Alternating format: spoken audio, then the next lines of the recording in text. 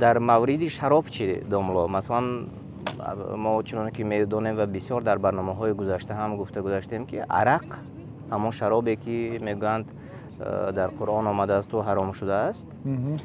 تا چی اندازه مثلا میگویند که ما عرق را به خودمون نمی نوشیم اما به کافران میفروشیم میگویند. پیامبر صلی الله علیه و سلم که ان الله اذا حرم شیئا حرم ثمنه.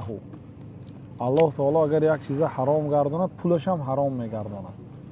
وقتی که الله تعالی عرق حرام گردانید فروختنش هم حرام گردانید، هدیه کردنش هم حرام است. یک آدم و پیامبر صلی الله علیه و سلم عرق تحفه کرد.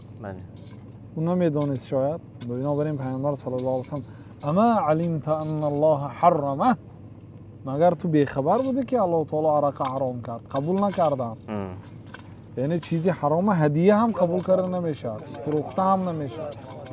درباره لعنت کرده ها میگفتید الله تعالی رسول الله صلی الله علیه و چند نفری رو که 10 نفر رو پیامبر صلی الله علیه و سلم لعنت کردن. گفتن که لعن الله الخمر، الله تعالی خمر رو لعنت کرد، یعنی از رحمت خودش دور کرد. خمر خیلی که حضرت عمر گفتن در صحیح بخاری ثابت است الخمر ما خامر العقل. خمر هر چیزی که عقل رو میپوشد، یعنی به این می‌دارد تمام موادهای مدهوش کننده مخلوطی با موادهای اسپرتی و این چنین تمام مواد مخدر هم می‌دارد. خمر است. خمر پیامبر صلی الله علیه و سلم لعنت کردن، لعن الله الخمر، الله تعالی لعنت کرد خمر.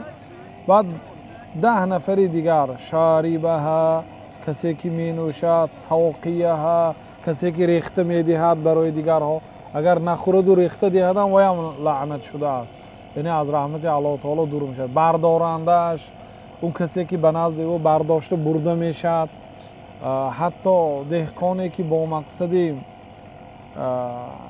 فروختن به زواد عرق انگور می کارد یا انگورش می فروشد، پیامبر صلی الله علیه و سلم حتی انگور فروش من کردن اگر داند که خریدار عرق می سازد به همین آدم فروختن من کردن.